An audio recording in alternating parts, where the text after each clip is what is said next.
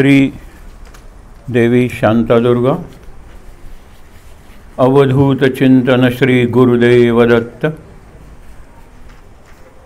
प्रभु श्री रामचंद्र भगवान श्री गोपाल कृष्ण श्री महारुद्र हनुमान महर्षि श्री वेदव्यास श्रीमद् आद्य शंकराचार्य परम पूज्य श्री श्रीपाद श्री वल्लभ महाराज परम पूज्य श्री नृसिंह सरस्वती महाराज परम पूजनीय माणिक महाराज स्वामी समर्थ महाराज आणि सद्गुरू श्री ब्रह्मचैतन्य महाराज या सर्वांच्या प्रेरणेनं आणि तुम्हा सर्व मंडळींच्या आशीर्वादानं आपल्याला हा जो कागद दिलेला आहे तो आपण आज घरी घेऊन जाणार आहोत. आपण श्लोक म्हणूया सुरुवातीला आणि नंतर जे स्तोत्र दिले त्याचा अर्थ आपण पाहणार आहोत. माझ्या नंतर म्हणायचे ब्रह्मानंदम परमसुखदम केवलं ज्ञानमूर्तिं द्वन्द्वातीतं गगनसदृशं तत्त्वमस्यादिलक्ष्यम् एकं नित्यं विमलमचलं सर्वधी साक्षिभूतं भावातीतं त्रिगुणरहितं सद्गुरुं तं नमामि. गुरुर्ब्रह्मा गुरुर्विष्णुः गुरुर्देवो महेश्वरः गुरुः साक्षात् परब्रह्म तस्मै श्री गुरवे नमः. याच्यानंतर गुरुच्या स्तुतीचा जो श्लोक आहे तो जरा नवीन असेल तुम्हाला. सकल भुवन मध्ये निर्विशेषम निरीहम, म्हणजे सगळ्या या भुवनात या लोकात म्हणूया मृत्यूलोकात निरीहम म्हणजे इथलं नाही आहे ते, म्हणजे ज्याला दिव्य म्हणतो ना तसं ते दिव्य आहे. आणि शिवाय निर्विशेष आहे म्हणजे विशेषांच्या पलीकडे, निर्विकार म्हणजे विकारांच्या पलीकडे, निराकार म्हणजे आकारांच्या पलीकडे. तसं निर्विशेष, विशेष म्हणजे ह्या स्त्रिया ह्या पुरुष आहे किंवा आंबा हे केळ आहे हे विशेष झालं ना, या सगळ्या विशेषत्वांच्या पलीकडे असं ते गुरुतत्व आहे. विधी हरि हर वेद्यम, विधी म्हणजे ब्रह्मदेव, हरी म्हणजे विष्णू आणि हर म्हणजे शंकर. त्यांनाही जाणण्यासारखं वेद्यम म्हणजे त्यांच्या पलीकडचं आहे ना, म्हणजे त्यांनी त्याचा अभ्यास केला पाहिजे, त्यांनी त्याचा अनुभव घेतला पाहिजे. योगीभीर ध्यानगम्यम, आणि योग्यांनासुद्धा ध्यानगम्यम म्हणजे ध्यानात त्यांना त्यांचा अनुभव येऊ शकतो त्या परब्रह्माच्या पलीकडच्या सद्गुरूंचा हा अर्थ आहे. जनन मरण भीती भ्रंशी, भ्रंशी म्हणजे नाश करतं. जनन मरण म्हणजे जन्म मरणाची भीती, मृत्यूची भीती तर सगळ्यांना असतेच आणि सध्या ती वाढली आहे कारण इतकी अनिश्चितता जीवनात आलेली आहे. त्यामुळे जनन मरण भीती. आता तुम्ही म्हणाल जननाची भीती, त्या मुलाला काय कळतंय? नाही, पुढचा जन्म. पूर्वी काय असायचं की आता उरलेल्या दिवसात सुद्धा मी उपासना केली, कशी करायची ते आपण शेवटी आज बघणार आहोत.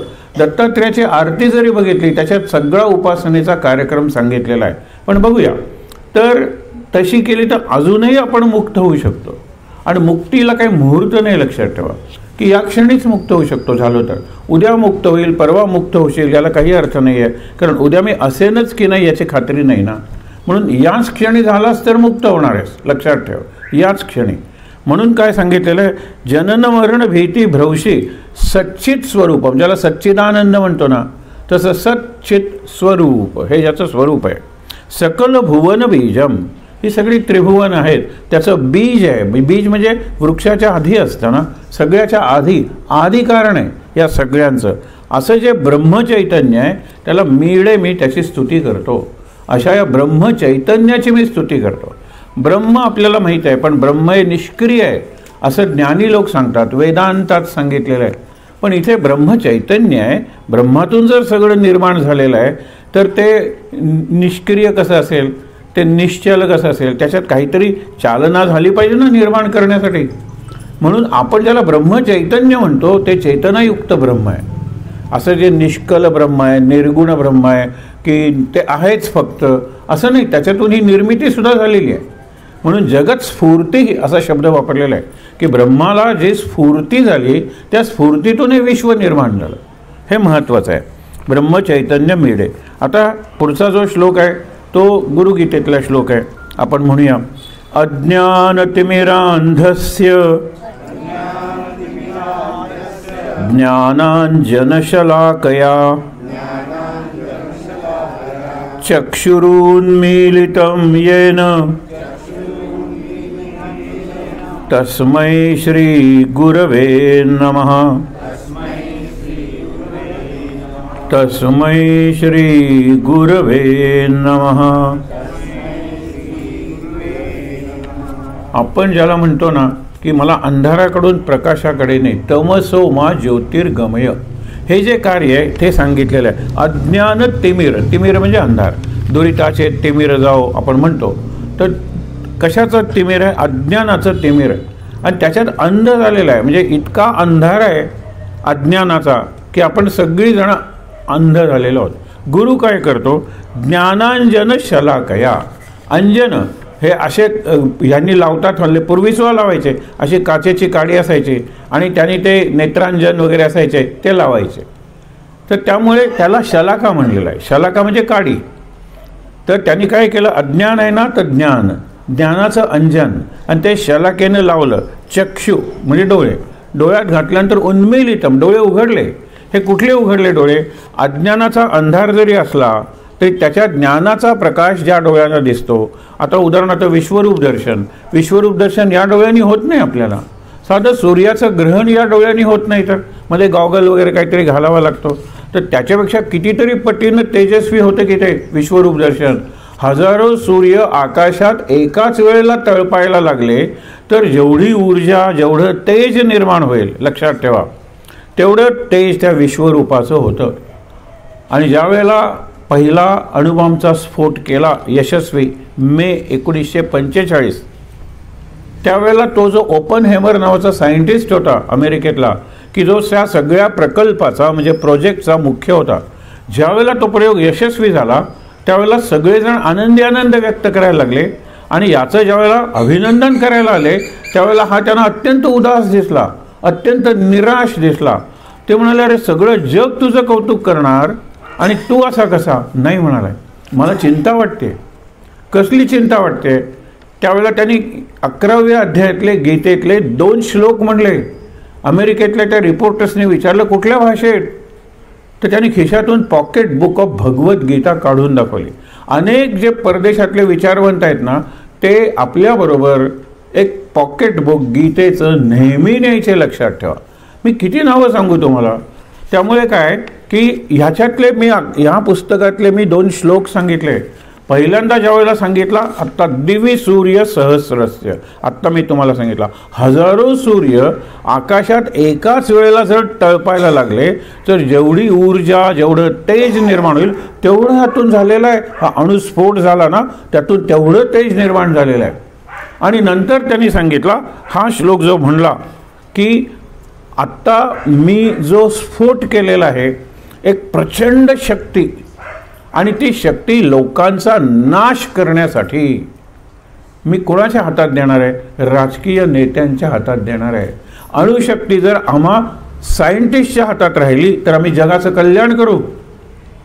पण ज्यांना फक्त विजय आणि विजयासाठी काही, मग तो विजय निवडणुकीतला असू दे किंवा युद्धातला असू दे, काहीही करायची ज्यांची तयारी आहे, विधी निषेध शून्य अनस्क्रिपुलस पॉलिटिशियन्स असे जे आहेत, काहीच वाटतच नाही, नीती नाही, अनिती नाही, त्यांच्या हातात ही शक्ती दिली. कारण आम्ही त्यांच्या वतीने हा प्रयोग करत होतो ना, त्याला केवढा खर्च आला असेल. ही शक्ती आता त्यांच्या हातात द्यायची, याचे माझ्या मनावर ताण आलेला आहे. आणि तसंच झालं ना. मे महिन्यात दिली, बॉम्ब बनवला आणि ऑगस्ट महिन्यात जपानच्या त्या 2 शहरावर टाकले अमेरिकेने. कसली अमेरिका प्रगत डेमोक्रेसी वगैरे म्हणतात, काही नाही आहे, काही नाही आहे. विचार करणारी मंडळी त्याच्यात आहे, फ्री प्रेस ज्याला म्हणतात ती बऱ्यापैकी तिथे आहे, म्हणून ती डेमोक्रेसी आहे. राजकारणाच्या पातळीवर आपल्या सारखाच प्रकार तिकडेही आहे.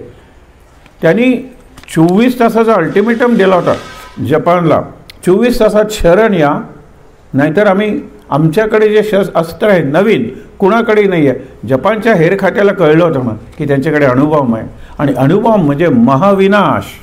हे वर्णन आहे ते की ज्या वेळेला महाविनाश, तर एकदम कसे जपानी जिंकत आले होते, अशा वेळेला अंतिम अस्त्र आमच्याकडे जे आहे की जे कुणाकडेच नाही आहे, ही दादागिरी आहे. 24 तासाची तुम्हाला मुदत देतो, अल्टिमेटम, ज्याला निर्वाणीचा इशारा म्हणतात ते. आता जपानी लोक जो जिंकत आलाय तो एकदम कशी माघार म्हणेल? हा एक जगातली शोकांतिका आहे. शब्दाचे अर्थ जर नीट कळले नाहीत तर काय हाहाकार वाजतो, काय वाताहत होते आणि काय शोकांतिका होते, त्याचे ऐतिहासिक उदाहरण सांगितलं जातं. जपानी भाषांना आपल्या भाषेबद्दल आदर. आता कुठे ते जरा इंग्रजी शिकायला लागलेत, अजूनही जपानी वगैरे आले तर त्यांनी इंटरप्रिटरच लागतो. त्यांनी सगळं विज्ञान वगैरे जपानीज भाषेमधून शिकले, रशियन भाषेतून शिकले, इस्रायलीज हिब्रू भाषेतून शिकली, जी डेड भाषा मानली जात होती, मृत भाषा. आपली संस्कृत निदान मराठी कोकणी सगळ्या भाषांच्या माध्यमातून जिवंत आहे गो. आत्ता मी जे बोलतोय आणि तुम्हाला समजतंय त्यातले 80% शब्द संस्कृत आहेत. संस्कृत कुठे मेलेली भाषा आहे? आपलं शासन मेलेलं आहे. हे जे राजकीय नेते आहेत ना, त्यांच्यात विल पॉवरच उरलेली नाही आहे की आम्ही करूया म्हणून. असू दे, तो मुद्दा नाही आहे इथे. त्यांनी मोकुसात्सू, त्यांनी जे अमेरिकेने निर्वाणीचा इशारा दिला, त्यांनी जपानी भाषेत त्याला उत्तर दिलं मोकुसात्सू. त्या शब्दाचे 2 अर्थ आहेत डिक्शनरीत, हे त्यांना कळलं नाही. त्यांनी डिक्शनरी काढून बघितला. एक अर्थ आहे वी विल कन्सिडर, और the matter is under consideration, आम्ही विचार करतोय, हा अर्थ जपानच्या मनात होता. आणि दुसरा अर्थ इग्नोर, आम्ही दुर्लक्ष करतो, म्हणजे केराचे टोपलेट टाकतो तुमचं ते. विचार करा, अमेरिकेने तो अर्थ घेतला. आणि ज्यावेळेला दुसऱ्या दिवशी बॉम्ब पडले 24 तासानंतर, त्यावेळेला जॅपनीज नेते हादरले.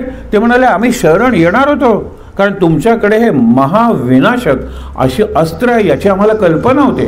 24 तासाची मुदत तुम्ही आम्हाला दिली होती, आम्ही तेच सांगितलं त्यांना, विचार करतोय, आम्ही शरण आलो असतो तुम्हाला. पण त्याच्या आधीच तुम्ही नाही म्हणाले. त्याचा दुसरा अर्थ आहे, हा घोटाळा होतो. शब्दाचा योग्य अर्थ कळला नाही आणि आपल्या ग्रंथातल्या शब्दांचे असेच अर्थ आपापल्या सोयीप्रमाणे लावून लोकांनी आपल्या समाजात फार फूट निर्माण केली. डिव्हाइड अँड रूल, फोडा आणि झोडा, हे ब्रिटिशांनी केलं, ते समजण्यासारखं आहे. पण त्याच्यानंतर गेल्या 70-75 वर्षात आपल्या नेत्यांनी केलं आणि अजूनही करतायत. त्याला काय म्हणणार? आपलं नशीब म्हणायचं. We get the government we deserve and we really deserve these leaders. कधी कधी वाटतं, कारण विचारवंत कुठे गेलेले आहेत, सगळे सुखासीन झालेले आहेत. म्हणून इथे दत्तात्रेयाच्या स्तोत्रात बरोबर विरोध सांगितलेला आहे. मला दत्ताचा उपासक व्हायचं आहे तर याच जगात, याच समाजात, याच जीवनात, माझ्या याच कुटुंबात आणि याच देहात मला दत्ताची भक्ती करायची. म्हणून आपण मागचं स्तोत्र वाचून त्याचा अर्थ बघणार आहोत. आत्ता अज्ञान तिमिरांधस्य आपण बघत होतो. ज्ञानांजन शलाकया चक्षुरुन्मीलितम येन, म्हणून हे चक्षु उन्मीलित केले. अंधारात जे दिसत नव्हतं, काय दाखवलं त्याला? तस्मै श्री गुरुवन. आतलं जे धन असतं ना, जमिनीतलं धन दाखवतो, तोही एक अंजन असतं. ते डोळ्यात घातलं की तुम्हाला जमिनीत पाणी आहे की नाही, इथे कुठल्या धातूची खाण आहे की नाही, हे दिसतं. पण गुरु जे अंजन घालतो ते ज्ञानांजन असतं. ते घातल्यानंतर तुम्हाला असं ज्ञान होतं की त्याच्यामुळे तुम्ही आनंदातच राहता, तुम्ही मुक्तच होता. आणि ज्ञानाची व्याख्याच ती आहे, सा विद्या या विमुक्तये. तीच आहे विद्या जी मला मुक्त करते. मुक्त कशातून? मुक्त मला अज्ञानातून करते, अंधश्रद्धेतून करते, दारिद्र्यातून करते, आळसातून करते, माझे जे जे शत्रू आहेत त्यातून मुक्त करते, ती विद्या. आणि ज्ञानाचं काय सांगितलेलं आहे? वा, ज्ञानात एव तो कैवल्यम. तुम्हाला जर मुक्ती पाहिजे असेल तर ते ज्ञानानंच मिळणार आहे. आणि हा ज्ञानी लोकांचा सिद्धांत आहे. भक्ती लोक म्हणतात सरस्वतीची उपासना करूया, तीच आहे निशेष जाड्या. पहा, माझं जे जाड्य आहे शरीराला आणि बुद्धीला आलेलं ते तू घालव, म्हणजे मी मुक्त होईन. गुरुला ही प्रार्थना आहे. शेवटी गुरुचे संबंध आपल्याशी, सर्व नात्यांनी गुरु आपल्याशी जोडलेला आहे, सर्व नात्यांनी दत्तगुरु आपल्याशी जोडलेला आहे. आपण वाचूया तो श्लोक. त्वं पिता त्वंच मे माता, त्वं पिता त्वंच मे माता, त्वं बंधुस्त्वंच देवता. बघा, त्वं पिता त्वंच मे माता, च म्हणजे आणि, तू पिता तसाच तू माझी माता. त्वं बंधू, बंधू म्हणजे भाऊ किंवा मित्र, हा एक दुसरा अर्थ आहे. त्वंच देवता, माझी देवता तूच आहे. संसार प्रतिबोधार्थम तस्मै श्री गुरवे नमः. तस्मै श्री गुरवे नमः.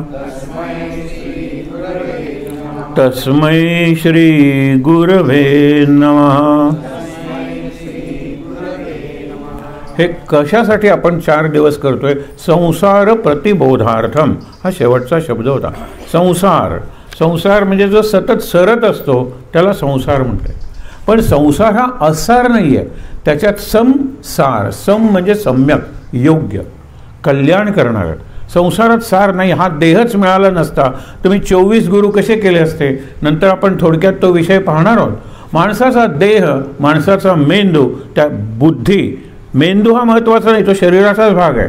बुद्धी, आणि बुद्धी महत्त्वाची नाही, बुद्धीच्या निर्णय शक्ती. अजून बुद्धीचं आपल्याला आकलनच झालेलं नाही. कम्प्युटर्स वगैरे आले, त्यांनी वेग वाढवला हो. बुद्धीच मला सांगणार आहे की मी कशी आहे ते. म्हणून बुद्धीचीच प्रार्थना केली पाहिजे, बुद्धीला शरण गेलं पाहिजे की मला तू तुझं स्वरूप प्रकट करून दाखव, हा विचार आहे. म्हणून ज्या वेळेला आपण म्हणतो संसाराचा प्रतिबोधार्थम, मला अर्थ सांग. संसार प्रतिबोध म्हणजे संसाराचा अर्थ काय आहे? मी या संसारात, या जीवनात कसं वागायचं? मला आनंदात राहायचं आहे दत्ता तुझ्यासारखं, तर मग मी काय करू? मागे जे स्तोत्र दिलेलं आहे ते स्तोत्र आपण वाचत वाचत त्याचा अर्थ बघूया आणि नंतर वाटल्यास पुन्हा वाचूया. श्री गणेशाय नमः. श्री गुरवे नमः. ध्यानम हा ध्यानमंत्र आहे. जटाधरम पांडुरंगम. आता हे कोणाचं वर्णन झालं? जटाधर म्हणजे शंकर. हे तिन्ही देवांचं वर्णन आहे ना. जटाधरम पांडुरंगम. पांडुरंग आपण विठ्ठलाला म्हणतो. पांडुर म्हणजे पांढरं, आणि पांढऱ्या अंगाचा देव आहे, गोरा शंकरच आहे की फक्त. हा विष्णू आणि विष्णूचे सगळे अवतार आपण राम काय कृष्ण काय निळे म्हणतो, निळे सावळे. मग विठ्ठल सावळा असताना त्याला पांडुरंग कसं म्हणता तुम्ही? त्याची 2 उत्तरं आहेत. एक म्हणजे त्यांनी डोक्यावर शंकराला घेतलेला आहे, आणि शंकर आहे ते लिंग आहे, शिवलिंग प्रतीक आहे, ते गोरा आहे तो. दुसरं उत्तर नाथांनी दिलेलं आहे की हे दोघं जण, शंकर हा तमोगुणी आहे, तमाचा रंग आहे काळा, आणि विष्णू हा सत्वगुणी आहे, सत्वाचा रंग आहे पांढरा. विष्णूचं ध्यान शंकर इतकं करायला लागला की विष्णूचा रंग पांढरा त्याला आला, आणि त्याचवेळी विष्णू शंकराचं ध्यान करायला लागला, शंकराचा काळा रंग त्याला आला आणि पांडुरंग झाला. हे लक्षात ठेवा. पांडुरंगाचा अर्थ पांडुरंगच आहे, पण तो काळा का झाला? कारण त्याचा संग, त्याचं अंग आणि त्याचा रंग ध्यानातून त्यांनी मिळवला. ध्यान मिळाल्यानंतर मला संगच आहे माझ्या सद्गुरूंचा. सद्गुरूंचं अंग म्हणजे त्यांचं चरित्र, आणि सद्गुरूंचा रंग म्हणजे त्यांचं चारित्र्य, कसं वागतात जीवनात ते. हे सगळं आपल्याला या स्तोत्रात सांगितलेलं आहे. शूलहस्तम, हातात शूळ घेतलेला आहे, त्रिशूल. कृपानिधिम, आणि कृपेचा साठा येतो. सर्व रोग हरम देवम, शंकराला प्रार्थना केलेली आहे. आणि खरा हर करतो त्यालाच हर म्हणतो ना आपण, हरण करणारा हर. पण हरण करणाऱ्याला हरी सुद्धा म्हणलेलं आहे. हरी आणि हर यांच्यातलं क्रियापद हर आहे, आणि हर म्हणजे हरण करणे, दूर करणे. अपहरण शब्द आपल्याला जास्त चांगला कळतो, हरण तेवढा कळत नाही, पण हरण करणे. तर तो जो प्रकार आहे तो सर्व रोग हरम, माझा सगळा रोग आहेत ना तो दत्तात्रेयमहम भजे. हे शेवटी सगळ्यात ओळखीच आहे. आणि नारदांचं स्तोत्र आहे, लक्षात ठेवा, नारदांनी रचलेलं. अस्य श्री दत्तात्रेय स्तोत्र मंत्रस्य, म्हणजे या स्तोत्राला मंत्राचं सामर्थ्य आहे. रामरक्षा काय, गीता काय, मंत्राचं सामर्थ्य आहे. एरवी मंत्र कशात आहेत? रुची वगैरे, ऋचा वगैरे वेदात आहेत, उपनिषदात आहेत, पुराणात स्तोत्र आली ना. पण स्तोत्राला मंत्राचं सामर्थ्य केव्हा येतं? स्तोत्र ज्यांनी रचलंय त्याचं जे सामर्थ्य असतं ते त्या मंत्रात येतं. हे नारदांनी रचलेलं आहे. आणि नारदांच्या सामर्थ्याबद्दल एकाच वाक्यात सांगायचं असेल तर नारद हे देव, दानव आणि मानव सगळ्यांना हवेसे असतात. सगळेजण त्यांचे स्वागत करतात. दुष्टात दुष्ट कुठलाही असेल, तो दुर्योधन असेल, कंस असेल, रावण असेल, नारद आल्यानंतर उभा राहतो आणि आपल्यापेक्षा उच्च आसन नारदांना देतो. नारद आसनावर कधी बसत नाहीत हे आपल्याला माहीत आहे, पण उच्चासन दिलं पाहिजे. पहिल्यांदा उत्थापन, उभे राहा आणि उच्चासन. आणि दुसरं उच्चासन नसेल तर ते तुम्ही गुरुला द्या. तुम्ही आसनावर बसलात ते, आणि तुम्ही त्याच्या पायाशी बसा किंवा त्याच्यासमोर हात जोडून उभे राहा. ही संस्कृती आहे आपली. म्हणजे मोठा माणूस आला आणि बसमध्ये जागा नाही तर तरुणांनी उठायला पाहिजे आणि त्यांना जागा द्यायला पाहिजे. हा सहज संस्कार आहे. याच्यात काही फार मोठं पुण्य वगैरे असं काही नाही. हे घडलंच पाहिजे असं. पण तरीसुद्धा सर्व रोग दत्तात्रय अस्य श्री दत्तात्रेय स्तोत्रमंत्रस्य भगवान नारद ऋषी. नारद ऋषींना सुद्धा भगवान म्हणलेलं आहे. म्हणजे ज्ञान, वैराग्य, औदार्य, ऐश्वर्य, श्री असे जे 6 गुण आहेत ना, त्याला भग हा शब्द आहे. तुम्ही 6 गुण लक्षात ठेवू नका ना, जे जे चांगले गुण आहेत, मग ऐश्वर्य असेल, सौंदर्य असेल, औदार्य असेल, शौर्य असेल, वीर, काय कुठले शब्द घ्या ना तुम्ही, ते सगळे एकत्र आणले की त्याला भग हा शब्द वापरतात. भग. मग ज्याच्याकडे आहे त्या पुरुषाला, देवाला भगवान म्हणायचं, आणि ज्याच्याकडे हे सगळे गुण आहेत त्या देवीला किंवा स्त्रीला भगवती म्हणायचं. भगवती म्हणजे स्त्री झाली, भगवान म्हणजे पुरुष झाला. भग महत्त्वाचा आहे. आणि त्या भगवरून भाग्य हा शब्द आलेला आहे. आपण भाग्य, सौभाग्य शब्द वापरतो, त्याच्यावरून तो आलेला आहे. म्हणून भगवान नारद ऋषी, नारद ऋषींच्यात सगळे गुण होते. अनुष्टुप छंदा, अनुष्टुप म्हणजे 32 अक्षरांचा हा प्रत्येक श्लोक आहे. श्री दत्त परमात्मा देवता. या देवता कुठली आहे? दत्तच अर्थात. आणि दत्त कसा? मूर्ती तर दत्त नाही नुसती, दत्त परमात्मा. परमात्मा म्हणलं की तो परम झाला. परम म्हणजे सगळ्या आपल्या विचारांच्या पलीकडे, आपली जी दृष्टी आहे ना त्याच्या पलीकडे. फक्त स्फूर्ती, स्फुरण, प्रेरणा किंवा अनुभव याच्यातूनच ब्रह्म कळतं. ब्रह्माचं वर्णन करता येत नाही, ब्रह्माचा फोटो घेत नाहीत, ब्रह्म चालत नाही, बोलत नाही, हलत नाही, ब्रह्माला रंग नाही, वास नाही, चव नाही, असा तो परमात्मा आहे दत्त. म्हणजे मला दत्त हाही हवा. त्रिगुणात्मक त्रयमूर्ती. दत्ताची आरती आपण जे बघणार आहोत, या दत्तापासून सुरुवात करून दत्त दत्त ऐसे लागले ध्यान, हरपले मन, मी तूपणाची झाली बोळवण. म्हणजे आरती कुठे सुरू होते आणि कुठे संपते हीच उपासना आहे आपल्याला. म्हणून लक्षात ठेवा की अनुष्टुप छंदा श्री दत्त परमात्मा देवता श्री दत्त प्रीत्यर्थे जपे विनियोगा.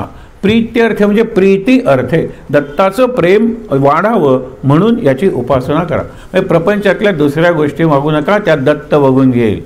आपली प्रार्थना असते ना, गमतीनं तुम्हाला सांगतो की आपण पहिल्यांदा, देवा तू सर्वज्ञ आहेस, बरोबर, मला प्रमोशन मिळत नाही रे, तो सर्वज्ञ आहे म्हटल्यानंतर मी गप्प बसायला पाहिजे ना.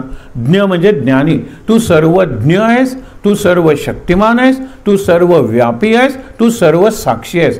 या 4 याच्यात याला ऑम्नी शब्द आहे. सर्व म्हणजे ऑम्नी आणि ऑम्नी म्हणजे ओम. आपला ओम हा ख्रिश्चनांच्यातला आमेन आणि मुसलमानांचा आमीन.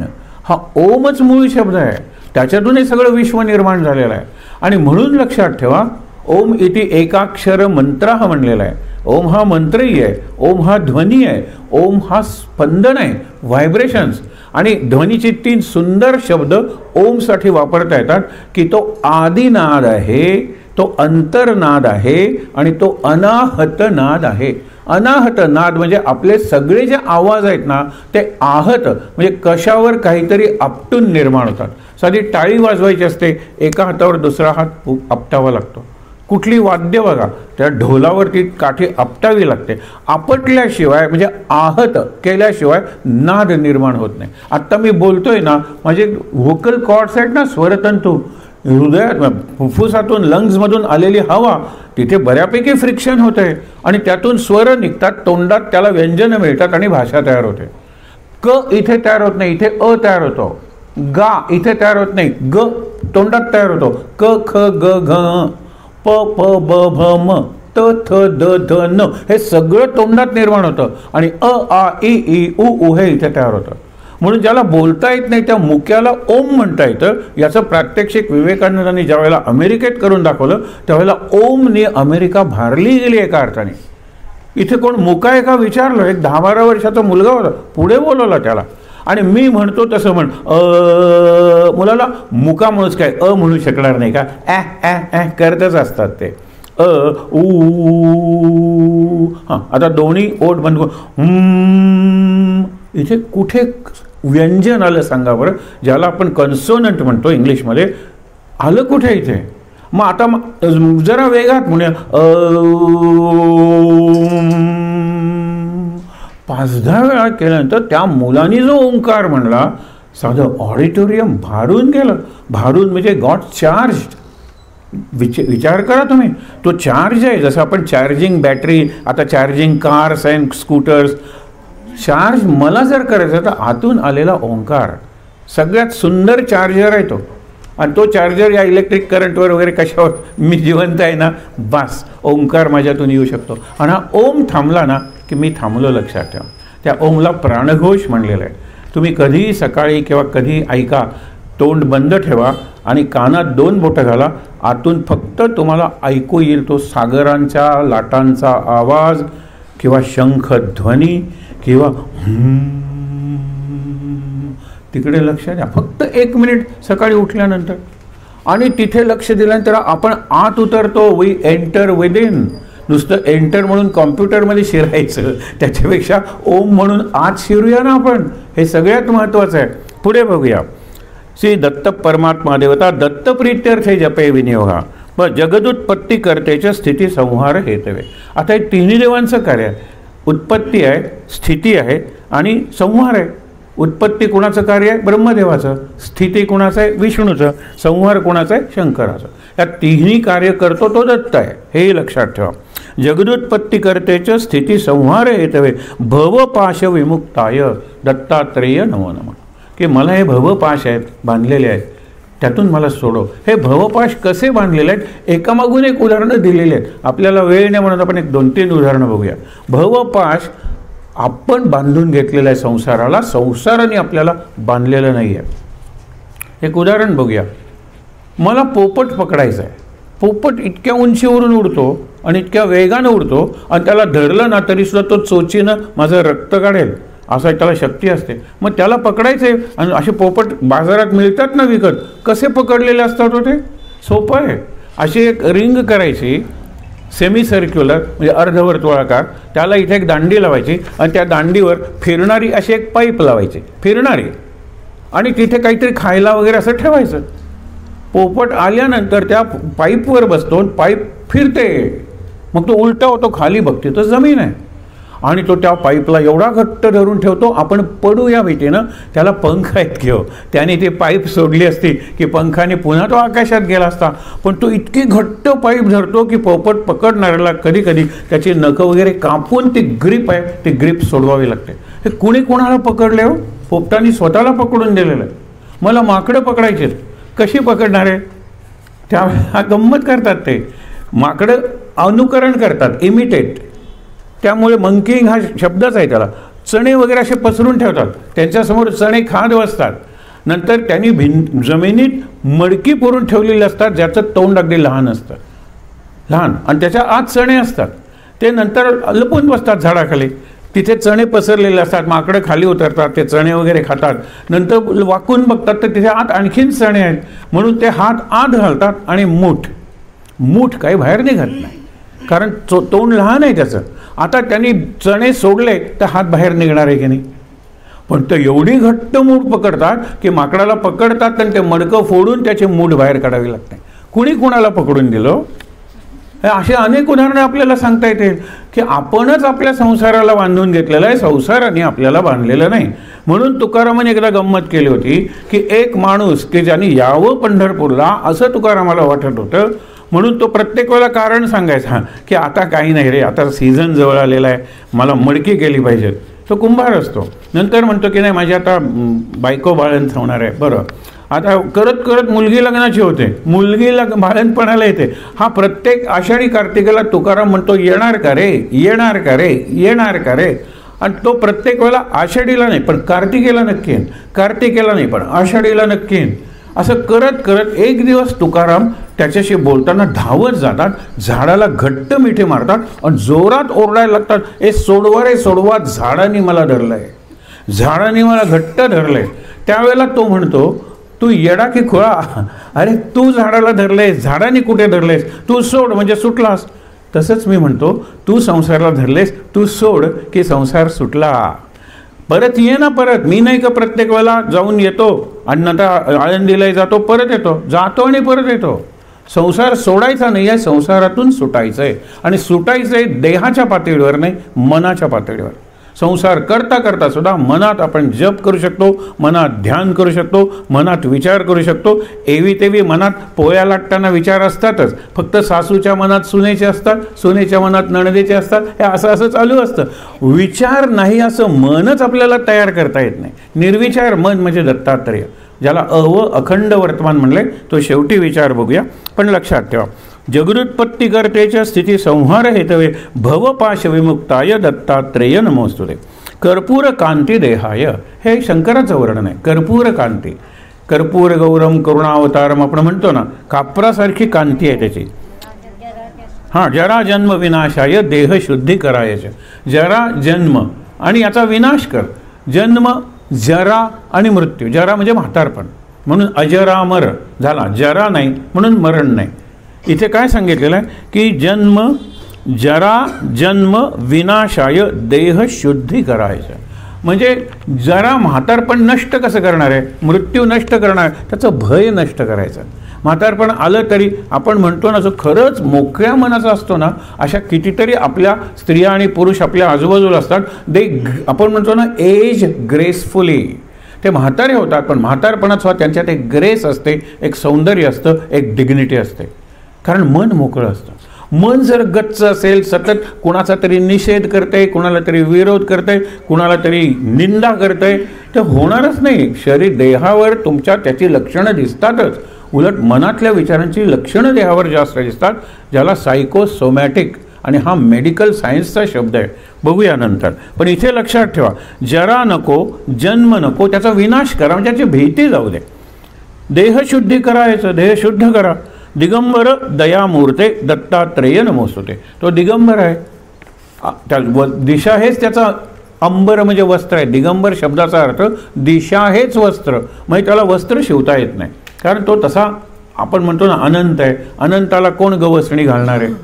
म्हणून ज्ञानेश्वर शेवटी म्हणतात ना, ओवी कुणाची, तर ज्ञानेशाची. 9000 ओव्या केलेल्या आहेत आणि शेवटी म्हणतात, हे विश्वरूपा, मला तुला हार करून घालायचा आहे, मला तुला माळ करून घालायचे.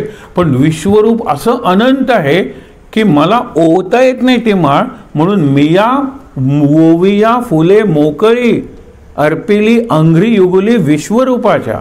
म्हणून मोकळी फुलं घालतात ना शेवटी ज्ञानेश्वर. ते म्हणतात, एवढी ओवी 9000 ओव्या केल्या, पण तुला विश्वरूपाला हार घालायचा आहे. तुझ्या पायाशी मोकळी फुलं जरी घातली अत्यंत भक्तिभावानं, तरी ती पुरणार आहेत. तसं दिगंबर दयामूर्ते दत्तात्रेय नमोस्तुते. कर्पूर कांती देहाय ब्रह्ममूर्ती धरायच. आता तो ब्रह्म आहे ना, म्हणजे निर्गुण निर्विकार आहे, पण तरीसुद्धा आपल्यासाठी त्यांनी काय देह धारण केलेला आहे. आपण म्हणतो ना, गुरु साक्षात परब्रह्म, परब्रह्म आहे, पण साक्षात म्हणजे दिसणारं. अक्ष म्हणजे डोळा, काल बघितलेला आहे, आणि साक्षात म्हणजे डोळ्यांनी प्रत्यक्ष दिसतं. मला गुरु ब्रह्मा, गुरु विष्णू, गुरु महेश्वर हे देव कदाचित दिसतात, कारण मला चित्र काढता येतात, त्यांचे वर्णन आहेत त्यांचे. ब्रह्माचं काय हो. रामकृष्णांचं एक फार मार्मिक वाक्य आहे.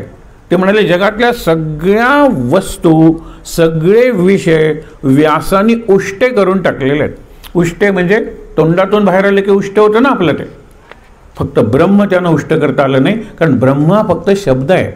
ब्रह्म एरवी ती अवस्था आहे, त्याचं वर्णनच करता येत नाही. आत्ता सांगितलं ना, 3 शब्द वापरतात, अनिर्वचनीय, अकथनीय आणि अवर्णनीय. अनिर्वचनीय म्हणजे बियॉन्ड वर्ड्स, अकथनीय म्हणजे बियॉन्ड रिलेशन म्हणजे नॅरेशन, आणि अवर्णनीय म्हणजे बियॉन्ड डिस्क्रिप्शन. म्हणजे मी नॅरेट करू शकत नाही, म्हणजे आता ज्ञानेश्वरांना वगैरे ब्रह्मानुभव आला ना, पण ते म्हणतात मी शब्दात नॅरेट करू शकत नाही. पण आपली मर्यादा काय माहिती आहे ना तुम्हाला, हे गाणं फार प्रसिद्ध आहे आणि त्याच्यात ही मर्यादा तुम्हाला कळेल. शब्दा वाचूनी कळले सारे शब्दांच्या पलीकडले. हे शब्द नाही आहेत का हो, सांगा बरं. शब्दा वाचूनी कळले सारे शब्दांच्या पलीकडले, हे शब्दच आहेत. पण शब्द वापरून शब्दांच्या पलीकडे काहीतरी आहे हे सांगावं लागतं, कारण शब्दांशिवाय दुसरी भाषा आपल्याला कळत नाही. आणि जी खुणांची भाषा आहे, नेत्रपल्लवी, करपल्लवी, मान असे हलवणं, मान असे हलवणं, हे जे सगळं आहे ना, त्याला मर्यादा आहे. सत्य, स्वातंत्र्य, विश्वबंधुत्व हे तुम्ही कसं सांगणार आहात खुणा करून? तेवढंच सांगायचं. हे वर्णन आहे, पण हे खरं आहे ते वर्णनाच्या पलीकडे आहे, हे लक्षात घ्या. मग पुढे वेदशास्त्र परिज्ञाय, वेदशास्त्रातूनच ज्याचं ज्ञान होतं, म्हणजे अंतिम शास्त्र. ही साधी आपली जी फिजिक्स केमिस्ट्री आहेत ना, त्यातून ज्ञान होणार नाही. आणि या सगळ्याला अज्ञान म्हणलेलं आहे, लक्षात ठेवा. अज्ञान आणि अविद्या हे शब्द आहेत. ज्ञान एकच. ज्ञान म्हणजे आत्मज्ञान. पहावे आपणासी आपण, असा शेवट जरी आज केला तरी चालण्यासारखं आहे की. ज्ञान म्हणजे आत्मज्ञान, बाकी सारे अज्ञान. एक उदाहरण तुम्हाला सांगतो. केमिस्ट्रीचा अगदी आपल्या देशाचा आहे म्हणून सांगतो, अमेरिकेत तो आता सेटल झालेला आहे. केमिस्ट्रीचं नोबेल प्राईज मिळालं त्याला 2 वर्षापूर्वी. आणि त्याचा मुलगा म्हणतो की बाबा 5वीत होता, बाबा help me with the essay, मला एक पॅरेग्राफ लिहायचा आहे. त्या पॅरेग्राफला तो म्हणतो that is not my field.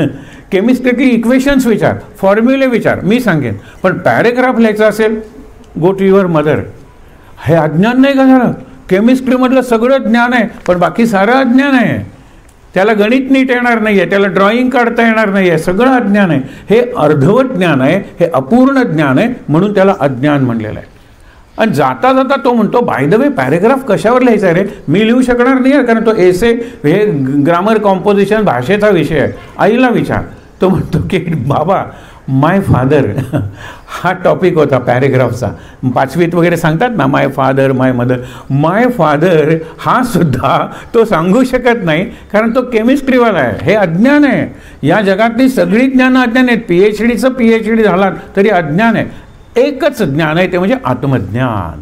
आणि आत्मज्ञान म्हणजे काय? पाहावे आपणासी आपण. मनाच्या आरशात स्वतःला पहा. स्वतःचे दोष आहेत ते घालवत राहा, स्वतःचे गुण आहेत ते वाढवत राहा. यालाच उपासना म्हणतात.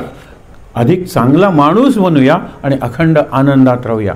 पहिल्या दिवसापासून आपण वाक्य म्हणलेलं आहे, अधिक चांगला माणूस पुढच्या दत्त जयंतीपर्यंत. आणि अखंड आनंदात राहण्याची सवय, किंवा आता मी आनंदातच असतो. कुणाला सांगायची गरज नाही आहे, त्यानं कळतं की अरे हा माणूस अखंड आनंदात आहे, वगैरे वगैरे. त्याच्यानंतर वेदशास्त्र ह्रस्व, दीर्घ, कृश, स्थूल, नाम, गोत्र विवर्जित, यापैकी काही दत्ताला लागत नाही. ह्रस्व म्हणजे लहान, स्थूल म्हणजे दीर्घ म्हणजे मोठा, कृश म्हणजे अगदी बारीक, स्थूल म्हणजे जरा जाड, नाम नाव, गोत्र, यापैकी दत्ताला काही लागत नाही. याच्या बियॉन्ड तो आहे. ह्याला ब्रह्म म्हणतात. तुम्ही ज्याचं याचं वर्णन करता ना, त्याच्या पलीकडे ते आहे, त्याच्या पलीकडे ते आहे, त्याच्या पलीकडे ते आहे. आता पुढे नेती नेती शब्दे न ये अनुमाना, त्याचा अर्थ तो आहे. न इति न इति न इति करत करत जा. आणि शेवटी बाबा रे माझं सगळं संपलं रे, याच्या पलीकडे ब्रह्म आहे. तुझं काही उरलं आहे का? नाही नाही, माझंही सगळं संपलं, त्याच्या पलीकडे ब्रह्म आहे, एवढंच सांगता येतं. म्हणजे बुद्धी मला तिच्या पराकोटीच्या सीमेपर्यंत घेऊन जाते, the ultimate frontier of my intellect. आणि तिथे बुद्धीच मला सांगते इथून पुढे आत्म्याचा प्रांत सुरू होतो, अनुभवाचा प्रांत सुरू होतो. इथे मी तुला मदत करणार नाही, मी तुला इथपर्यंत आणीन. म्हणजे तर्क जिथे पांगळा होतो, ज्ञानेश्वर म्हणतात पांगळा होतो म्हणजे तर्क पुढे जाऊ चालू शकत नाही, तर्क धावू शकत नाही. तर्क म्हणतो इथे मी थांबलो. आपल्याला पराधीन आहे जगतीमधली ती ओळ आठवावर. मरण कल्पनेसी थांबे तर्क जाण त्यांचा, पराधीन आहे जगती पुत्र मानवाचा. मरण कल्पना, मृत्यू म्हणजे काय, नंतर काय होतं एक्झॅक्टली, कुठे जातो माणूस, त्याचं कुठे अस्तित्व आहे का, निरनिराळे सिद्धांत आहेत, निरनिराळे योनी सांगितलेले आहेत. पण तर्क जर सांगाल, लॉजिक जर विचाराल तर लॉजिक सांगता येत नाही. पुनर्जन्म आहे हे जसं सिद्ध करता येत नाही, तसं नाही हेही सिद्ध करता येत नाही. अशा गोष्टी अनेक आहेत की सिद्ध करता येत नाही, असिद्ध करता येत नाही. आणि म्हणून मानायचं असेल तर माना. देवाचं अस्तित्व आहे, सिद्ध करता येत नाही, नाही सिद्ध करता येत नाही. मानायचं असेल तर माना. हेच म्हणण्याची पहिली गोष्ट आहे. म्हणून ह्रस्व दीर्घ कृश स्थूल नाम गोत्र विवर्जित पंचभूत प्रदीप्ताय, हे 5 महाभूत आहेत ना, त्यांना प्रदीप्त दत्ताने केलेलं आहे. हे फार महत्त्वाचं वाक्य लक्षात ठेवा की हा जो सूर्य आहे ना, हा फिजिकल सन आहे, भौतिक सूर्य आहे, हा दिसणारा सूर्य आहे. आणि यत दृष्टम तत् नष्टम, सोपं आहे हे. जे दिसतं ते नसतं होतं ना, आणि दिसतं ते नासतं, आणि नासतं म्हणजे न असतं. क्षणाक्षणाला तुम्हाला फ्लेम जरी छान दिसते, संथ आहे, पण तरी ती संपते, कारण संपल्यावर कळते अरे आत्तापर्यंत होती आता गेली. आजोबा 80 वर्षाचे, अरे आत्तापर्यंत होते आता गेले. हे असंच आहे, आत्ता गेले असं नाही, ते जाण्याची प्रोसेस सुरू असते. आपल्याला कुठे जन्माची वेळ दिली जाते आणि त्याच्यावर आपण नक्षत्र कुंडली वगैरे सगळं मांडतो, पण त्याच्या आधी 9 महिने पोटात असतो ना गर्भही वाढत असतो, गर्भ बाहेरच्या गोष्टींना रिस्पॉन्ड देत असतो. मध्यंतरी एक शास्त्रज्ञांना पडलेलं कोड आहे, त्याचं पुढे काय झालं मला कळलं नाही, पण ती बातमी आलेली होती की ते अल्ट्रासाऊंड करत होते. परदेशातली गोष्ट आहे की मुलं कसा आहे तो आतला गर्भ, त्याची वाढ वगैरे कशी आहे, आणि अशा वेळेला तो हसला, ते बाळ पोटातलं हसलं चक्क. आणि ते कशामुळे हसायला बाहेरचं स्टिम्युलस पाहिजे की नाही, किंवा तो आतून हसला असेल. आपण जर आतून हसायला लागलो तर लोकांना वेड विचित्र काहीतरी वाटेल की उगीच हसतोय स्वतःशी, पण ते आधीच्या मेमरीने हसलं असेल का त्याला गुदगुल्या झाल्या असतील म्हणून ते हसलं असेल. आत्तापर्यंत कधी हसलेलं मूल त्यांनी बघितलेलंच नव्हतं, अजून त्याच्यावर ते विचार करतायत की बाहेरचा कोणी, आपण विनोद केला तर हसतो, आपण काहीतरी चेहरा केला तर हसतो, दुसरा कोणीतरी पडला तर हसतो, आणि हसता हसता आपण पडतो, ह्या गोष्टी. पण त्याला दुसरं कोणीतरी पाहिजे. हा पोटातला गर्भ आहे आणि तो हसला, मग काहीतरी अशी स्मृती आहे का मागची, असं काहीतरी घडतं का गर्भात, आणि त्याला गुदगुल्या होत असेल तर सगळ्यांना व्हायला पाहिजे. एवढी पोरं जन्मलेलं आत्तापर्यंत, यांचं ऑब्झर्वेशन हे पहिलं ऑब्झर्वेशन होतं. अजून बऱ्याच गोष्टी आपल्याला कळायच्यात. म्हणून काय सांगितलं, याच्या पलीकडे पंचभूतांना तो प्रदीप्त केलेला आहे. या सूर्याचा सूर्य ही उपनिषदांची भाषा समजून या. हा डोळा नाही आहे, डोळ्याचा डोळा आहे, त्याने मी पाहतो. हा कान नाही आहे, कानाचा कान आहे, त्याने मी ऐकतो. एरवी लक्षात ठेवा की तुम्ही एक स्कूटरवरून पडलात, ॲक्सिडेंट झाला, आणि आपल्या ब्रेनमध्ये निरनिराळी सेंटर्स आहेत. पाहण्याचं सेंटर आहे, खाण्याचं म्हणजे रुचीचं सेंटर आहे, ऐकण्याचं सेंटर आहे, स्पर्शाचं सेंटर आहे. आपण पाहण्याचं सेंटर बघूया, ते केंद्र आहे ना, तिथे जर डॅमेज झाला, डोळे आहेत तसे आहेत की हो, पण आपल्याला दिसत नाही. पण हा डोळ्याचा डोळा दुसरा आहे. अगदी कशाला, साधं उदाहरण आहे. एखादे शंकरराव नारायणरावांच्या समोरून जातात, त्यांना हाय करतात, नारायणराव काहीच उत्तर देत नाहीत, त्यांना अपमान केल्यासारखं वाटतं. संध्याकाळी विचारतात की सकाळी मी तुम्हाला हाय केलं, तुम्ही मला रिस्पॉन्ड नाही दिला, सकाळी तुम्ही माझ्या समोरून गेला होता, माझं लक्षच नव्हतं. अहो तुमचे कान उघडे होते, मी हाय म्हणलं, तुमच्या समोरून मी चालत गेलो, तुमचे डोळे उघडे होते. ते म्हणाले नाही, माझं मन कुठे होतं उघडं, माझं मन आई सिरियस आहे, साहेब रजा देईल की नाही या विचाराने व्याप्त झालं होतं. बऱ्याच वेळेला आपल्याला खरंच ऐकू येत नाही आईने मारलेली हाक, कारण आपण काहीतरी बघत असतो किंवा वाचत असतो. आपली इंद्रिय असून जिवंत असताना सुद्धा, आणि झोपेत तर काय हो, झोपेत डोळा आहे, काही जण डोळे उघडे ठेवून झोपतात, तुम्हाला माहीत असेल. कान तर आहेतच की हो, कानातून साऊंड जातच असतात की हो, पण साऊंडचं इंटरप्रिटेशन का होत नाही, कारण कान ऐकतच नाहीत, डोळे पाहतच नाहीत. डोळे फक्त पाहण्याचं रूप असतं, त्यांना सांगितलं रूप आत घेतात, कान फक्त शब्द आत घेतात, नाक फक्त गंध आत घेतो, जीभ फक्त रुची आत घेते, आणि बाकीचं शरीर फक्त स्पर्श आत घेतं. पण हा स्पर्श डोळे मिटून खादीच्या कापडाचा आहे का व्हेल्वेट आहे का सिल्क आहे हे मेंदू सांगतो, हे लक्षात ठेवा. म्हणून ब्रेन इज एव्हरीथिंग. ब्रेन हा मनाचा निरनिराळ्याचा चालक आहे. स्मृती एक लक्षात ठेवा, स्मृती गेल्यानंतर आज अल्झायमर्सवर केवढं संशोधन चालू आहे. अल्झायमर्सच्या रोग्यांना तुम्ही जर भेटायला गेलात ना, तर काही नाही, एक अत्यंत प्रेमळ पती पत्नीला झालाय अल्झायमर, आम्ही त्याला सांगतोय अरे ती तुला ओळखत नाही आहे. मुंबईला वगैरे, आता गोव्यात सुद्धा अशा संस्था आहेत की जिथे अशा रोग्यांची काळजी घेतात. तर एक दिवस ती म्हणते की हा परपुरुष मला भेटायला का येतो, मी तक्रार करते. म्हणून व्यवस्थापकांनी त्याला सांगितलं तुम्ही येऊ नका, ते परपुरुष आम्हाला नंतर त्रास देतात की इथे कुठलाही पुरुष येतो त्रास देतो. म्हणजे पुरुष एवढी स्मृती तिला आहे, पण हा पुरुष माझा नवरा आहे ही स्मृती नाही आहे. हा जिवंत असून मेल्यासारखा आहे माणूस. म्हणजे स्मृती जाणं म्हणजे मेंदूचं महत्त्वाचं फंक्शन बंद होणं आहे, सगळी दारं बंद होण्यासारखं आहे. विचार करूया आपण. म्हणून यज्ञभोक्त्रेचे पंचभूत प्रदित्ताने सगळ्या पंचमभूतांना तू देतो. अग्नीला अग्निपण तू देतोस, पाण्याला जलत्व तू देतोस, या पृथ्वीला हार्डनेस तू देतोस, वाऱ्याला गती तू देतोस. हे दत्तात्रेय.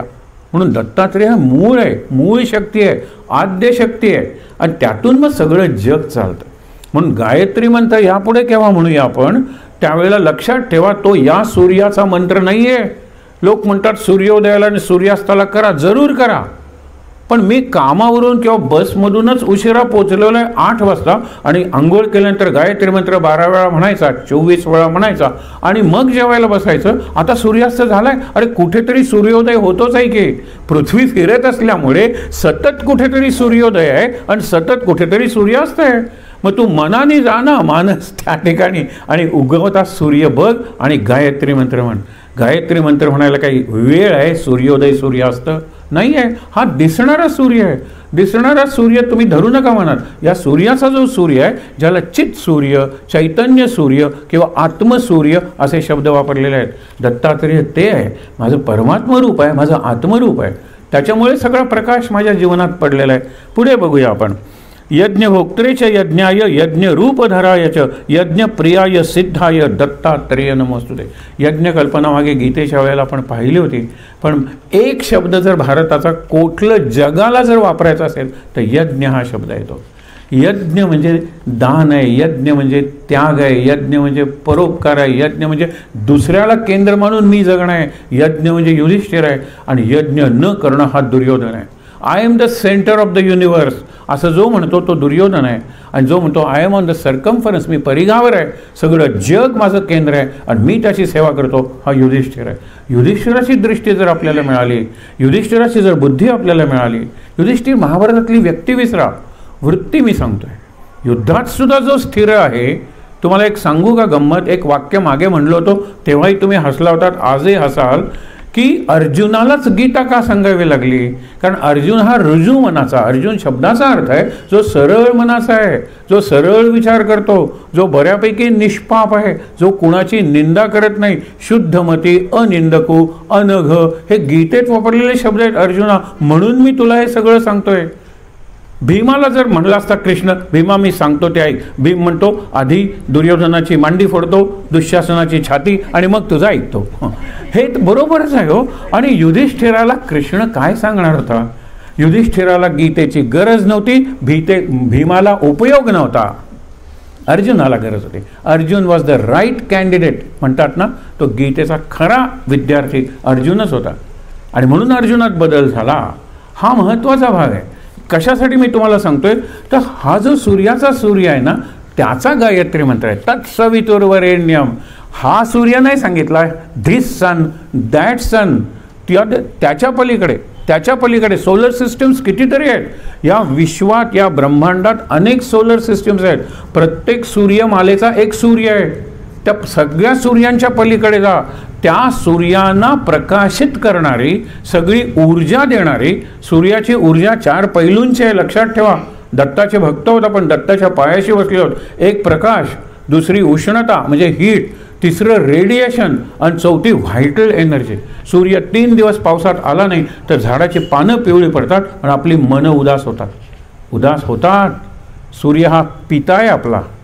म्हणून विचार करूया आपण की हा सूर्य आपल्याला सगळं देतो, मान्य आहे. या सूर्यापासूनच पृथ्वी झालेली आहे, हा एक सिद्धांत आहे, तोही वैज्ञानिकांनी मान्य केलेला आहे. पण सूर्याला आतून हायड्रोजन, हेलियम हे जे गॅसेस आहेत ते पेटतात, त्याची ती चेन रिॲक्शन आहे. म्हणून सूर्य जळत असतो कायम. आपल्याकडे सूर्यास्त झाला तरी दुसरीकडे सूर्य आहे. सूर्य कधी अस्तही पावत नाही आणि उदयही पावत नाही, आहे ना सूर्य कायम.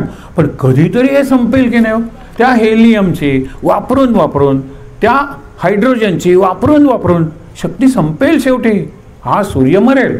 असे कितीतरी सूर्य मरत असतात. मागे आपण सहज फार गंभीर होत असेल तर तो विनोद तुम्हाला आठवत असेल सांगितलेला, की 60 लाख वर्षांनी आपला हा सूर्य मरणार आहे. हा विज्ञानाने केलेलं गणित आहे. असं म्हणल्यानंतर पहिल्या लाईनमध्ये बसलेली एक बाई मूर्छित बेशुद्ध पडली. तिला पाणी आणून सांगितल्यानंतर, बाई तुम्ही बेशुद्ध का पडलात? 60 लाख वर्षानंतर. ती म्हणाली 60 लाख? होय, मला वाटलं 7 लाख. आता हा विनोद आहे की नाही? 7 लाख वर्षांनी काय फरक पडणार आहे सांगा बरं. म्हणून म्हणतो तुम्हाला की हे सगळं आहे ना, त्याला अस्तित्व आहे फक्त त्या सूर्यामुळे किंवा दत्तात्रेयांच्यामुळे. हे जे 3 देव आहेत, त्या 3 देवांचा जो देव आहे त्याला आपण परमदेव, परमात्मा, परमेश्वर, परब्रह्म किंवा सद्गुरू म्हणतो. हे लक्षात ठेवूया. पुढे बघूया ना. यज्ञ म्हणून यज्ञभोक्ता तो यज्ञाचा भोग घेतो. यज्ञाय स्वतः यज्ञ आहे. यज्ञरूप तो यज्ञरूप आहे आणि यज्ञरूप धारण केलेला आहे. यज्ञप्रियाय त्याला यज्ञ आवडतो आणि या सगळ्यामुळे जो सिद्ध झालेला आहे त्या दत्तात्रेयाला मी नमस्कार करतो. केवढा अर्थ आहे त्याच्यात? हा नेहमी म्हणावा, गुरुर ब्रह्मासारखा हा श्लोक नेहमी म्हणावा. आदौ ब्रह्मा मध्ये विष्णू अंते देवस सदाशिवा मूर्तित्रय स्वरूपाय दत्तात्रेय नमस्ते. पहिल्यांदा ब्रह्मा, मध्ये विष्णू आणि नंतर सदाशिव म्हणजे शंकर, अशा दत्तात्रेयाला मी नमस्कार करतो. भोगालयाय भोगाय. दत्त हे भोगालय आहे. म्हणजे काय हो? भोगालय आहे. विश्व हे भोगालय आहे. पटतं ना? आपल्या घरात प्रत्येक रूम हे भोगालय आहे. निरनिराळे भोग घेतो. गप्पा मारणं, शिरा ताणून चर्चा करणं हॉलमध्ये, बेडरूममध्ये निराळे भोग, किचनमध्ये निराळे भोग, देवघरात निराळे भोग. भोगालय आहे. मग या सगळ्या दत्तात्रेयाच्या पोटात जर हे आहे सगळं, तर ते भोगालय नाही का? देवालयांचं देवालय, विद्यालयांचं विद्यालय, ग्रंथालयांचं ग्रंथालय हा दत्त आहे. आणि आपली अडचण काय ते तुम्हाला सांगतो की दत्तात्रेयाचं पोट जर सगळं विश्व म्हणलं तर दत्ताला काय म्हणायचं? हे दत्ता, हे विश्वची तुझे पोट धरू कसे मी बोट. ते सगळं विश्व पोट आहे, मी पोटात आहे आणि मला तुझं बोट धरायचंय तर कसं धरू? असं दत्तात्रेयाचं काय असं बोट धरायचं काय? सगळं मनातली उपासना आहे.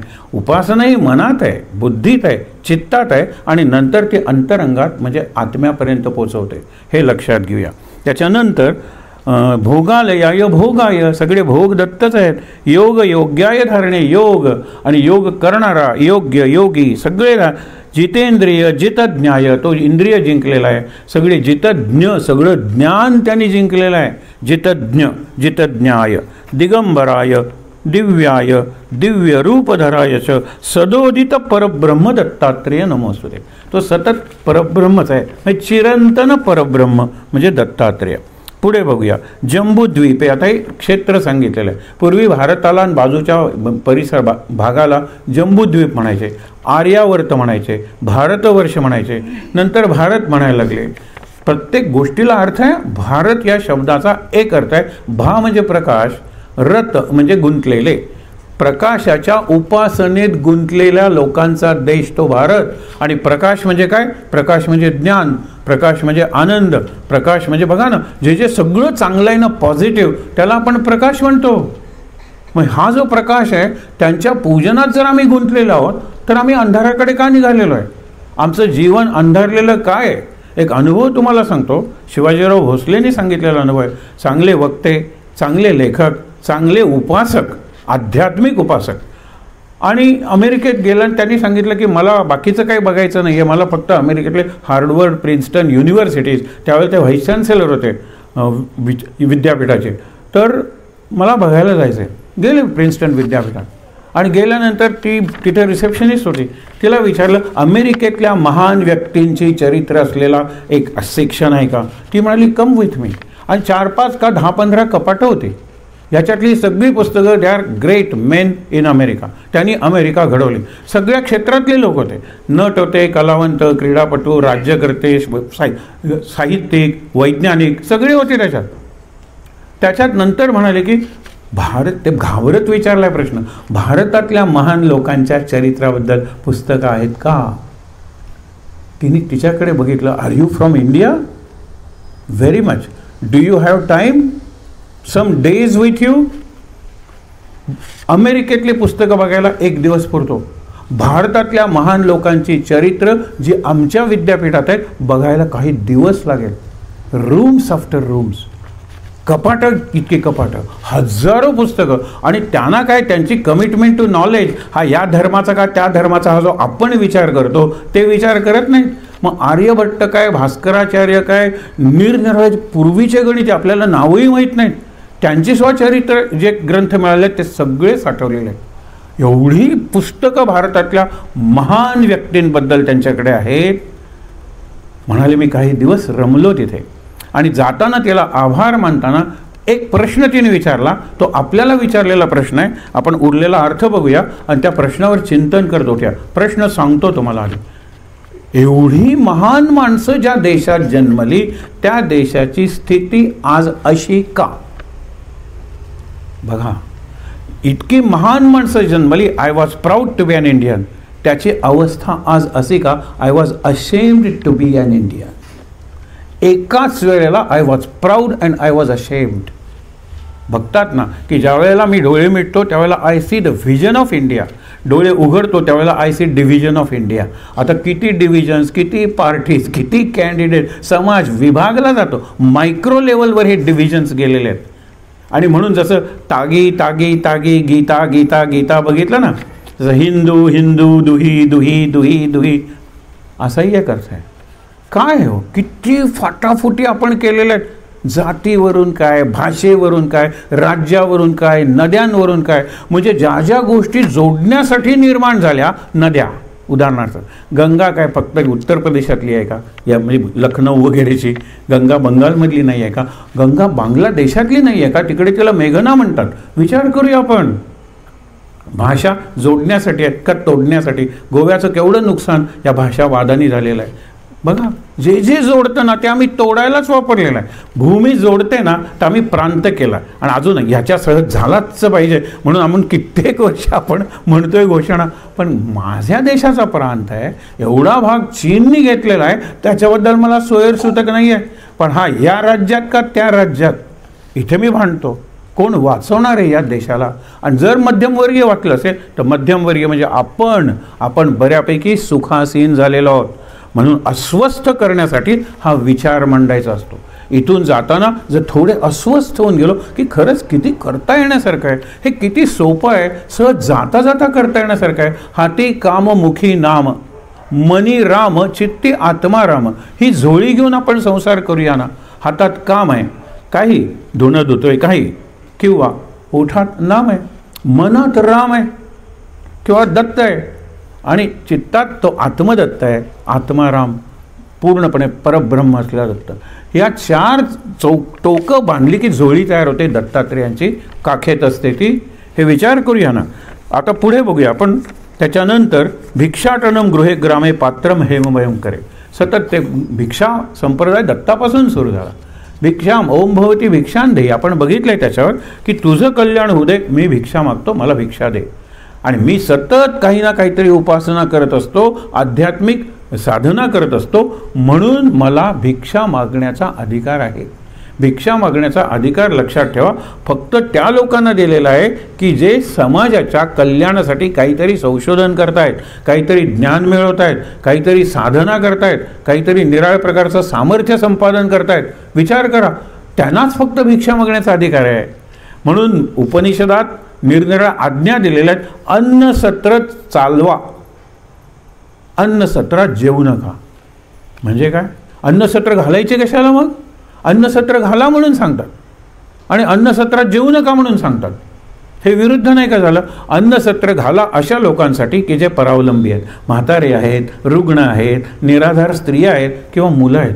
हा हट्टाकट्टा माणूस आहे आणि तो जाऊन जर जेवायला लागला तर त्या अन्नसत्राला काही अर्थच उरणार नाही. म्हणून अन्नसत्र चालवा. तुम्ही हट्टेकट्ट्यात, श्रीमंतात, कर्तृत्वात तुम्ही अन्नसत्र चालवा.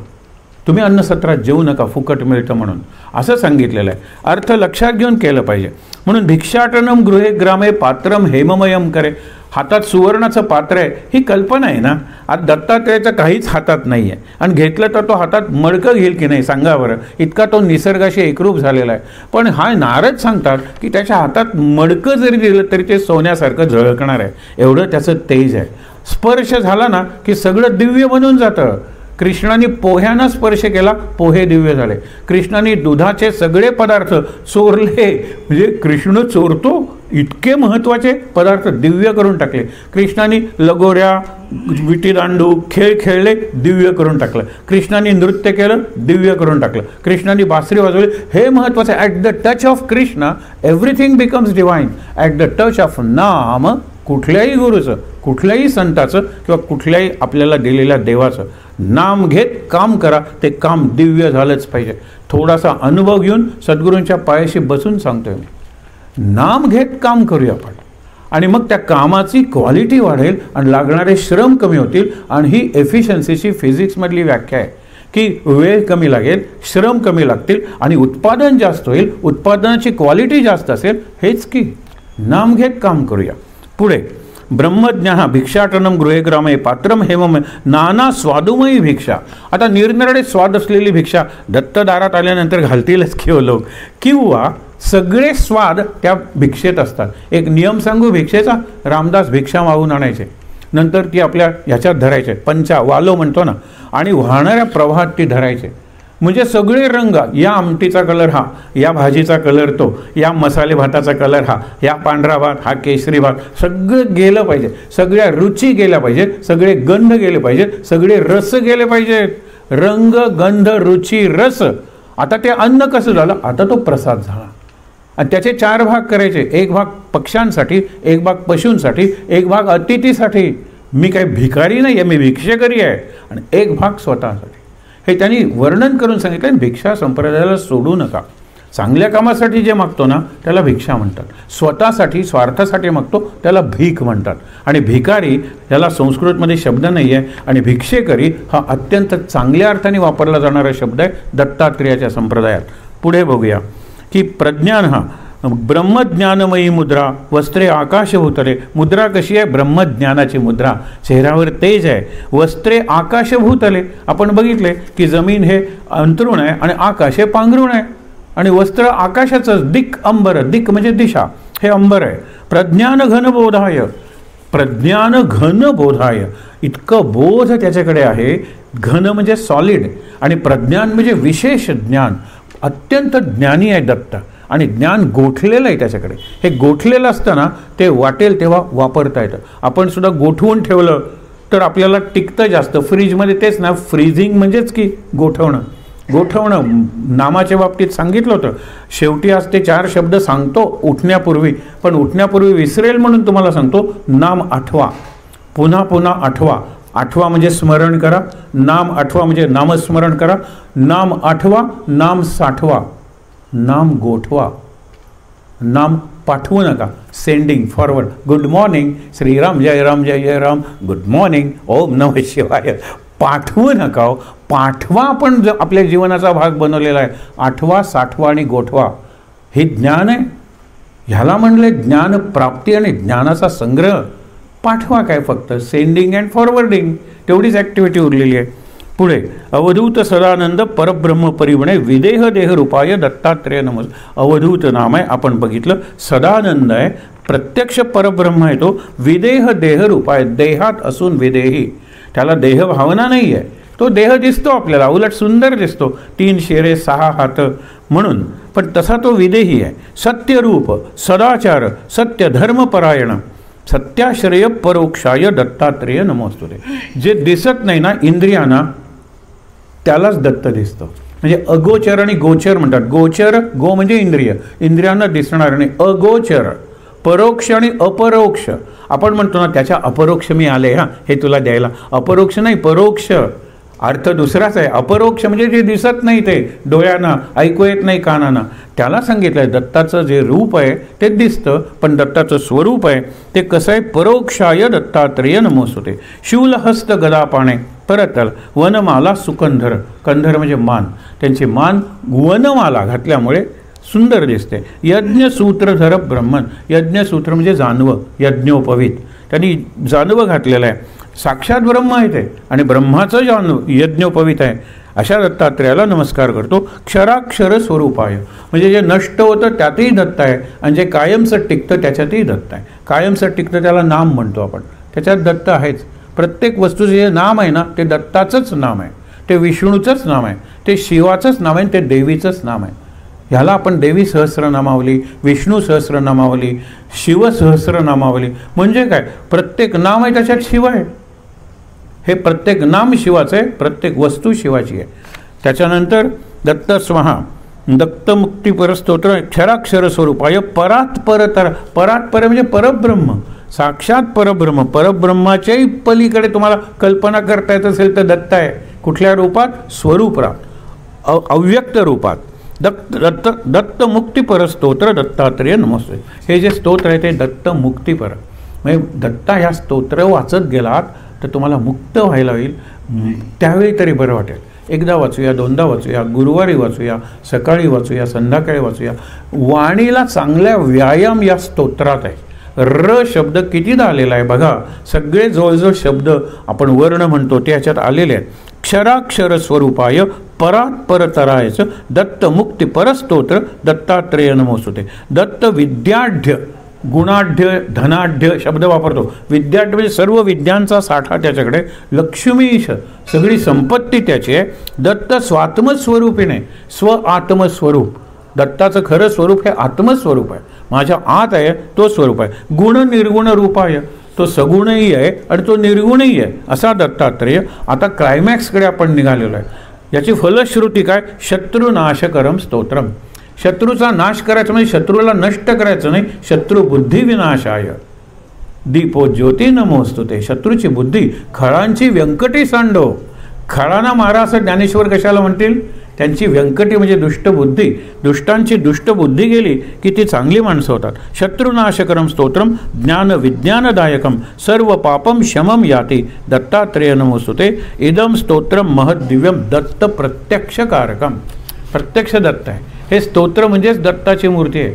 हे स्तोत्र म्हणजे दत्ताचं चरित्र आहे किंवा हे स्तोत्र म्हणजे दत्ताचं संपूर्ण जीवन आणि कार्य आहे, लाईफ अँड मिशन. हे सगळं स्तोत्र आहे. दत्त प्रत्यक्षकारकम दत्तात्रेय प्रसादाचं, दत्तात्रेयाच्या कृपेनं नारदेन प्रकीर्तितम. नारदाने हे रचलं हे स्तोत्र. म्हणून लक्षात घेऊया आपण की नारदांचं हे स्तोत्र आहे. केवढा अधिकार आहे नारदांचा. दत्तात्रेय म्हणजे काय? साक्षात परब्रह्म आहे त्या ठिकाणी ताट बसून डोळे मिटूया. शांत. विषय मोठा होता म्हणून मध्यंतराला जरा वेळ लागला असेल, पण हरकत नाही. शांत. तीनदा दीर्घ श्वासोच्छ्वास.